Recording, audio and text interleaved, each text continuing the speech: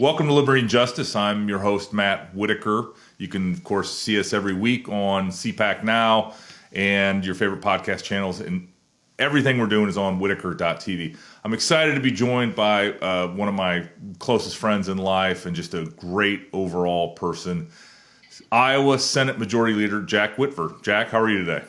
I'm doing awesome. Thanks for having me. Well, Jack, as you know, and we've talked many times, I mention our friendship when I go around this country and talk about politics and policy. And one of the things I always point to is how the state of Iowa is getting it right. They're implementing conservative policies, and it's working to the advantage of the American people. But I thought having you on would be a great way to talk about the specific conservative policies you've implemented over the last couple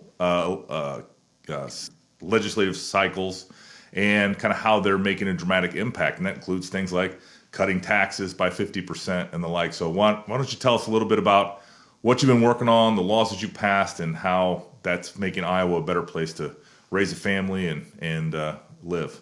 Yeah, well, thank you for having me. And it's always fun to talk about what we're doing here in Iowa. And I'd say largely a lot of the excitement legislatively is at the state level right now. We know the federal government is dysfunctional, not just with who's leading it, but just in general, the federal government has a hard time getting things done. And so what you've seen over the last decade is a lot of people, groups trying to make change. They've given up on the federal government and they're starting to go state by state to try to accomplish things. But we also know that I believe what we do here at the state level has a dramatic impact on someone's life, maybe even more so than what happens at the federal government in a lot of cases. And so kind of the Iowa story was back in 2008, 2009, we were a Democrat trifecta. Barack Obama won in 2008 here. They controlled the House, the Senate, the governor, and they really passed a very liberal agenda. 2010 came around. Well, at that time, everyone said, oh, Iowa's going to be a blue state, and we're going to write it off. It's a blue state for a long time. Yeah, you were here. You remember those days. And I remember it well. But it was going to be a blue state. And 2010 and the Tea Party coincided with a guy named Terry Branstad coming back and running for governor. He had been governor for 12 or 16 years in the past. He came back and ran for governor again in 2010, which started that Iowa comeback as far as Republicans go. But it took until 2016 when we finally got the Republican trifecta in Iowa. And so that was kind of the crucial time. We finally got the Republican trifecta. We hadn't had it in over 20 years. And so we had a lot of things that were piling up on the list of must-do conservative items. And so we started out hot and heavy back in 2017, really implementing a really conservative agenda, working with the governor and working with the House. And when did you first, Jack, sorry to interrupt, but when did you first get elected? And I guess the other thing, set a little more of that tone, with the Democrats controlling everything. My recollection is that they had spent all the reserves down to zero. They were spending money as fast as possible. They were making long-term commitments. I remember the term Vision Iowa as one of the many things that was wrong. And so when did you come onto the scene? I know that the Republicans finally took back the majority in 2017, but when did you get first elected? And why don't you set just a little bit more of the table for how kind of bleak things were? And since you have young children, I'm sure you know that when the hyenas take over the Pride Land in Lion King, that's a very bad time. But it seems like that's what it was like in Iowa back. Yeah, and really it was the 2010 cycles when I got elected, actually in a special election just shortly after that. But that's the same time that across the country, people, Republicans and conservatives, were standing up. And so the Tea Party movement and so forth, that happened here in Iowa too. And that just happened to be when Terry Branstad said, we've had enough. The spending was out of control. The deficits were out of control. They were passing programs to put debt onto our kids that weren't even born yet. I hadn't even had a child when I first decided I was going to run. It's actually about the same time that we had that first child. But they were putting debt on that child that wasn't even born for the next 25, 30 years. And that's why Republicans stood up here in Iowa, just like they did around the country at that time with the debt. And so got elected in 2011 and spent 4 or 5 years in the minority. It was split chambers because Branstad did win. The Republicans won the House. So it was split chambers, but not a lot was happening. And so there was a buildup of Republicans were starting to come back, but we weren't able to accomplish what we thought we needed to move the state forward. Yeah, and so in that, since you took over really just 5 years ago, talk about the policies that you've implemented And, I mean, that all really conservative policies, quite frankly, that I think many states would be envious of. But talk about sort of those and how they're making a positive difference in the lives of Iowans. Yeah, I mean, it started the first year with issues that maybe weren't as sexy as far as the Republican platform, or so to speak, but things that we thought we needed to do to control the growth of government and to really take back our state. And it started with collective bargaining reform. We saw Scott Walker really lead the charge in Wisconsin back in 2010, 2011 on collective bargaining reform. We did the same thing in Iowa 5 years later or so, to really try to rein in government and get back control of what we do from a state perspective here in Iowa.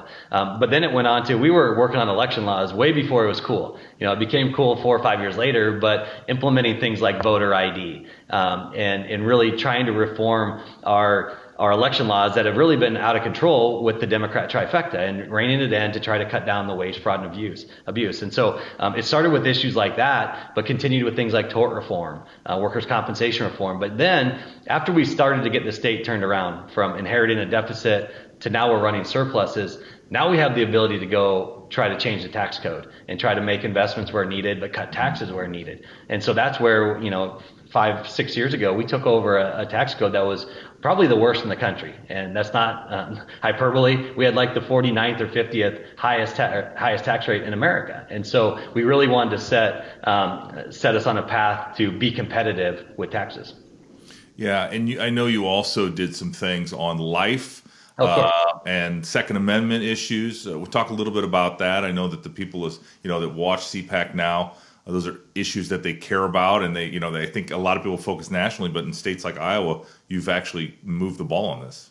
Yeah, I mean, we tried to move the ball in all the core principles of the Republican Party, including life. We passed a heartbeat bill 6 years ago or so, when the life movement was just regaining that steam that you see now is in front of the Supreme Court. So while those might be short-term victories that get overturned in the court, it's changing the conversation and putting something in front of the Supreme Court to take a fresh look at the life issue. It's passing things on the Second Amendment. We're now a constitutional carry state here in Iowa. And so, yeah, we've really tried to take every tenet of the Republican platform and try to implement those conservative beliefs that we all share from the people that put us in power to make changes for the state.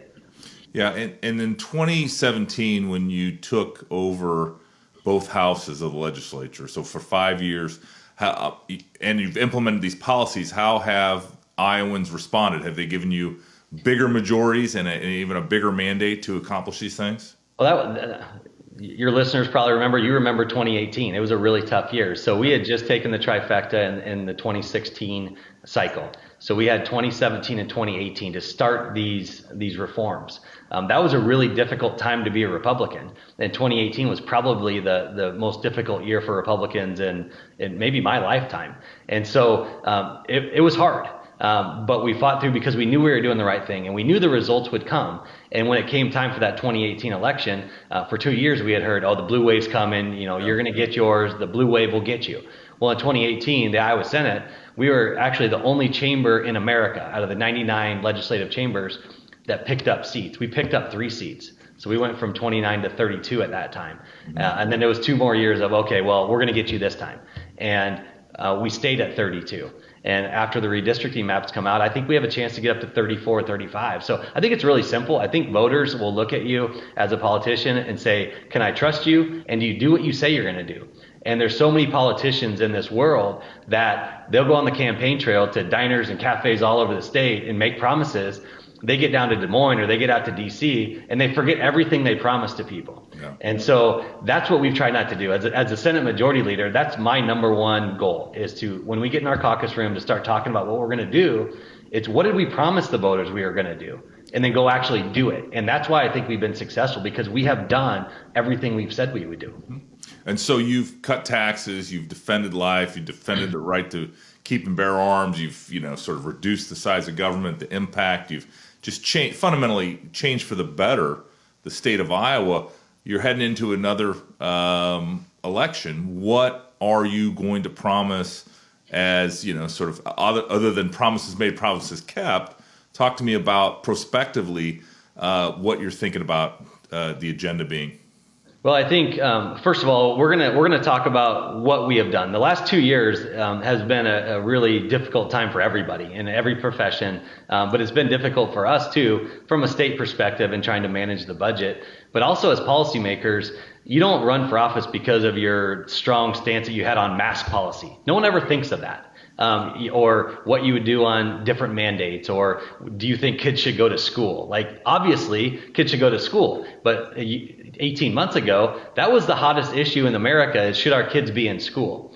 And we were the first state, and one of, I think, only 2 states in America that actually passed a bill that was signed by the governor that said, no matter what city you live in, no matter your zip code, if you want your kids in school 5 days a week, they're in school 5 days a week. And that got our kids back in school. And I would go back to when I mentioned the governor there. One thing that we were all dealing with was executive powers. And I have to give her a ton of credit, because as soon as the legislature was back in business, or back in session, so many people were coming to her, well, you can do this by executive power. You can do that by executive power. And she said, no, we're going to do it through the legislature. And so things like getting your kids in school, we did through the legislature. Banning mask mandates for our kids, taking the mask off of kids in classrooms. We did that through a state law. It wasn't the governor just unilaterally doing it, but because of the relationship that we have with the House and the leadership from her, we're doing it the right way. And not everyone's doing it the right way, obviously. Yeah, and so much of this, everywhere I go, there's so many directions we can go. But one of the directions that I want to talk about is on my travels around this country, sort of advancing and defending liberty and freedom. I hear how great Kim Reynolds did in the State of the Union response. I mean, obviously, as you know, a lot of politicians, that has not been their brightest moment, and some have hurt themselves by trying to give the response, because the president in front of both houses of Congress is much different than sort of one lone person standing in front of a camera. But I thought Kim Reynolds, the governor of Iowa, did a great job. Talking to me just a little bit about, because I think the people that are watching are going to be very interested in your kind of day-to-day working with Kim, and how she views this conservative policy that y'all are implementing in the state of Iowa. Well, I think COVID affected everybody different. And I think that what the COVID pandemic did to her is it made her stronger, it made her tougher, and it made her bold. And when we came back to session, she saw some of the wrongs happening, whether it's locking kids out of school and they're failing, and the schools are failing, or the community's failing, or so forth. And she was determined to put forward a bold conservative agenda. And we have done that over 2 years. And so when it comes time to go tell the story to the nation, that is an extremely difficult platform. As you mentioned, it's really hard to go follow the pomp and circumstance of the State of the Union and just do it by yourself in front of a camera. But it also matters if you have a good story to tell. And that's why I think they chose her, is because the contrast between what's happening at the federal level and what's happening at states, but specifically what's happening at Iowa. And the day she gave that speech was the day that she signed the biggest tax cut in state history. We took over a tax code that we were at 9%. I think it was 49th in the country. We got that down to now, of the states that have an income tax, there's 9 or so that don't. But of the states that have it, we're going to be 4th lowest. So we're going to go from 9% to 3.9%, which is dramatic reforms because of the things that we've been doing. So, but she's put forward a bold agenda on tax cuts. We already got that done. School choice. The Senate has passed school choice, like real school choice for kids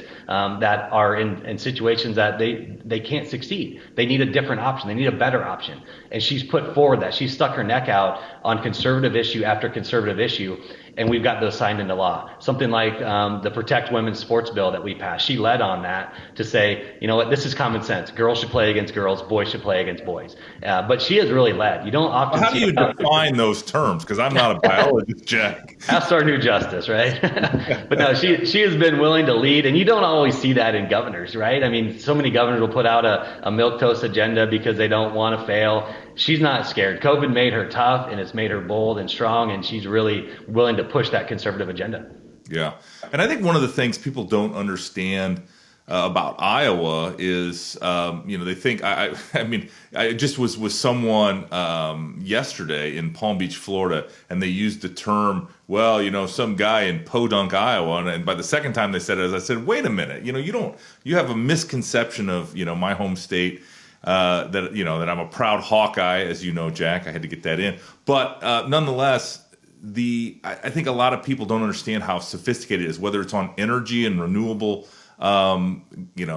fuels, whether it's, love it or hate it, a lot, wind energy. I mean, I think because of Mid-America Energy in the state of Iowa, I think they're planning on going to 100% renewable at some point in time, and certainly can't do that without the state supporting it. And so it's not as if some of these issues that voters care about aren't being addressed in addition to, these very conservative, kind of top line policies as well. Yeah, I think a lot of it has to do with our nature as Iowans. We're generally pretty humble people. We're not one to go out and brag. As Florida and Texas and these other states are getting all this credit for the things that they were passing throughout COVID through the legislature, we're sitting here saying, we've done that. We did that 2 months ago. We did that 3 months ago, but we don't really go out and brag about it. So we're really a humble state by nature. But one thing that we did see throughout COVID is when people came to visit Iowa, they look around and they're like, wait, I feel free here. I don't, you're still going to Las Vegas where you can do almost anything in Las Vegas, but you have to wear your mask. Yet you come to Iowa and they're like, I feel free here. So, you're talking about freedom and liberty. That's what we've been in Iowa. And the more people that have come out to Iowa to see it, the more they like it. And, one thing that is somewhat irrelevant to politics, but you're talking about Iowa, that Field of Dreams game last year where the White Sox and Yankees played, that was Iowa on a national stage. And so many people are like, wow, Iowa might be a little different than I thought, or Iowa's a lot better than I thought. Well, in my travels back and forth from Iowa, it was always just like two different worlds where you'd walk into an airport, put on a mask, get on a plane, and then as soon as you walked out the door of the Des Moines airport or Cedar Rapids airport, you would take off your mask, never to be seen again until you were on the next plane and like you entered this alternate universe. It was the strangest experience that's still happening. I'm being led to believe this may end eventually, like this month. But I mean, it's nonsense. Half the people have it, as a chin strap, thinking that it's maybe half of a football helmet or something. But it is the weirdest, surreal experience to do that. And you mentioned that chin strap, where I kind of just determined we lost all common sense is when I saw a picture of my local band concert and everybody had a mask on. They all had a big slit in their mask so they could play their instrument. So we've lost our minds. And I think that's what this election is going to be about, largely, not just that, but common sense in general. My first rule is what we're doing here at the state level is look at what DC is doing and do the exact opposite. Yeah. Because there's no common sense out there. But you look at issues that are going to be forefront on people's minds. When you move to defund the police, it's pretty common sense what you're going to get. You're going to get more violence, and that's what you're seeing. And so we're going to support our police here. When you're trying to tax people to death, they're going to flee your state before you kill them with their taxes. And so they're going to states with low taxes. And so this is going to be about common sense. Yeah.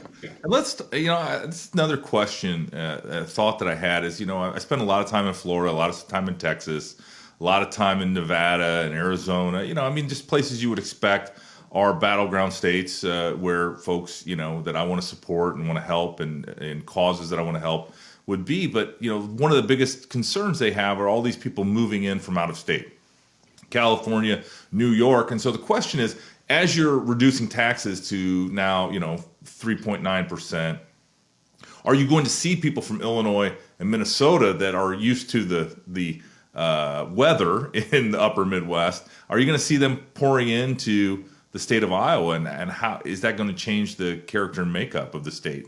Well, I think you do see that. And I hear the same thing in specifically Arizona and Colorado and Texas, where the Californians are fleeing Texas, but they're bringing their bad ideas with them and changing the electoral politics there. So that's an issue. I'm not particularly worried about that right now in Iowa, at least. We're trying to keep our people here. We have so many people, as you know, from our hometown of Ankeny. They're down in Florida or Arizona 6 months in one day. like, I get that people want to spend time down there, but they're 6 months in one day for a reason. And they might want to spend 3 months there. You know, I think one of the smart policies that you all passed in this last legislature was getting rid of retirement income tax. Yeah. Why don't you talk to me a little bit, kind of what's in that, what's out, you know, kind of how. So if I want to retire in Iowa, what should I expect? Because you know, my dad and mom are in Ankeny and represented by you. You know what? They were very excited about this, but why don't you tell the people watching as to how you've solved some of these problems about retirement in Iowa? Well, it really comes down to too many of our citizens were moving out of state at retirement. Once they had a choice and they saw the difference in tax bills, they were moving to Florida or Arizona or going down there, like I said, 6 months in one day. Right. We want to keep those people here because they're the ones that are they're the volunteers at the local events or the charities. They're the pillars of the community in a lot of ways, and we're losing them. And so in our march to try to get our tax rate as low as we could, we also said we want to take the retirement income tax to zero. Whether that's 401k, whether that's your pension, whether that's some stock you had in an ESOP or an employee stock option plan, it's going to be zero. And so now we're on equal footing for retirees with states like Florida and Texas. And so it really just expedited the track to zero, the path to zero that we want to get to for retirees to get them there now. And so starting next year, it's at zero right now. That's fantastic. It's hard not to talk about Iowa and not always be thinking about the caucuses. Not going to ask you who you're supporting this early on, but talk to me a little bit about the Democrats appear to be vacating the state of Iowa. I think it's going to be to their detriment because they're going to go to bigger states where it's a different system, and you're ultimately the people that are well funded and more liberal, and so they're gonna I think face some challenges not starting in Iowa. New Hampshire is always going to defend their first in the nation vote, and they'll move it as early. They'll move it to tomorrow in 2022 if it protected them as first in the nation. What is going on both on the Democrat side and then as are you seeing candidates that are thinking about running for president in Iowa? Obviously, I know the real politic of it that, kind of the guy that I served in the Trump administration is still talking like he might be running. And so that's obviously, freezing the field a little bit. But as someone that's there on the ground every day, all day, what are you seeing both on the left, on the Democrat side and on the Republican side? Yeah, I mean, first of all, it does look like the Democrats are doing everything they can to lose it here, including a lot of the high-profile guys just giving up. And so it certainly looks like the Democrats are going to lose the Iowa caucuses. I think we're still in a fairly good spot from a Republican standpoint. And I understand why other states might look at Iowa and not appreciate the fact that every year we get to go first. What I think a lot of people that have been to the Iowa caucuses or been around through that, really the last month, I mean, it lasts for years, as you know, but that last month, when people come here and see how serious Iowans take their vote, the joke, as you know, is I don't know what I think of them. I've only seen them once. Right. I've only seen them once. And that's absolutely true. Like, people will go and see the same candidate 2 or 3 times before they make up their mind. And so they take it extremely serious. And it's unfortunate that the Democrats are going to lose it because it probably makes it less likely the Republicans could keep it long term or harder to keep long term. Yeah. But I think right now Republicans are in a good spot. And our party's strong here, our chairman's strong. We're in a good spot. But there are candidates starting to come through on the Republican side. Really, the Democrats, I think, from what I can tell, have ignored it. Although Joe Biden's coming to Iowa Tuesday, I couldn't be happier that Joe Biden's coming to Iowa. I can't wait to see who wants to join on stage. Everybody that stands up there on stage with him and remind them about our current situation of high inflation. But the Republicans are starting to come through. I'm not going to name anyone to put a Cyclops eye on them or anything, but there are Republicans starting to come through. I would say it is way toned back from where it would normally be at this point.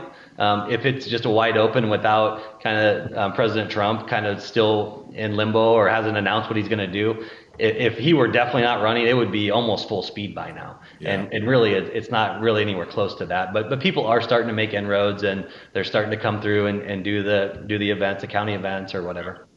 Well, and we're certainly on Liberty and Justice here as we head into 23 and 24. We're certainly going to highlight, the Iowa caucuses, and I'm planning on having you back on a more regular basis. But, you and I have both actually chaired candidates' Iowa caucus campaigns. So you and I have seen it very close up, and and talked about it ad nauseum. I mean, I think about all the meetings that you and I had back in the old law firm days, where we would talk about candidates almost to the detriment of anything else that we did in our lives. That's true. But it was fun, and maybe we'll get to do that again as we head into 23 and 24. But in the final minutes here, Jack, how can people learn more about you? What else? Anything else you'd like to share, kind of with this nationwide audience, and that's probably getting their first look at you as Iowa Senate Majority Leader? No, I'm not one to really be great at self promotion, and so I have face. Yeah, you do plenty of that for both of us, Matt. Okay. I do have a Twitter account. I have a Facebook. I frankly am not on there a whole lot. Try to stay under the radar to just get things done. But I would say pay attention to what's happening at the states, because a lot is going on. Whether, you talk about pro-life, pro-choice, the states like Colorado that are legalizing abortion up until the point of birth, 40 weeks. Like, the media wants to say, oh, this is just about choice. They don't tell you the truth about this is to the point of birth. So what's happening at the states really matters. And so whether it's Iowa, your state, any of the other conservative states that are making good progress, what we're doing really does have a huge impact. So definitely pay attention. All right. Well, Jack Whitver, the Iowa Senate Majority Leader, a great friend of mine. Thanks for joining us on Liberty and Justice. And look forward to having you back again so we can not only hear about the progress you're making there in my home state of Iowa, but give us the caucus handicap as we head into 2024. So, Jack Whitver, thanks for joining me on Liberty and Justice.